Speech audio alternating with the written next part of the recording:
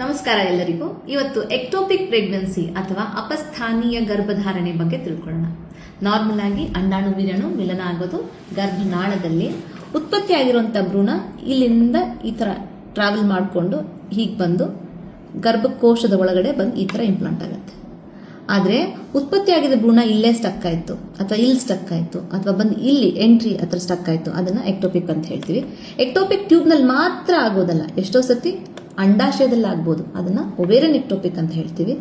ಒಂದೊಂದ್ಸತಿ ಇಲ್ಲಿ ಇಂಪ್ಲಾಂಟೇಷನ್ ಆಗೋದ್ರ ಬದಲು ಇಲ್ಲಿ ಸರ್ವಿಕ್ಸಲ್ಲಿ ಇಂಪ್ಲಾಂಟೇಷನ್ ಆಗ್ಬೋದು, ಅದನ್ನು ಸರ್ವೈಕಲ್ ಎಕ್ಟೋಪಿಕ್ ಅಂತ ಹೇಳ್ತೀವಿ. ಎಷ್ಟೋ ಸತಿ ಮುಂಚೆ ಒಂದು ಸಿಸೇರಿಯನ್ ಆಗಿರುತ್ತೆ, ಸಿಸೇರಿಯನ್ ಸ್ಕಾರ್, ಇಲ್ಲಿ ಸಿಸೇರಿಯನ್ ಸ್ಕಾರ್ ಇರುತ್ತೆ, ಆ ಸ್ಕಾರ್ ಒಳಗಡೆ ಹೋಗಿ ಪ್ರೆಗ್ನೆನ್ಸಿ ಕೂತ್ಕೋಬೋದು, ಅದನ್ನು ಸಿಸೇರಿಯನ್ ಸ್ಕಾರ್ ಎಕ್ಟೋಪಿಕ್ ಅಂತ ಹೇಳ್ತೀವಿ.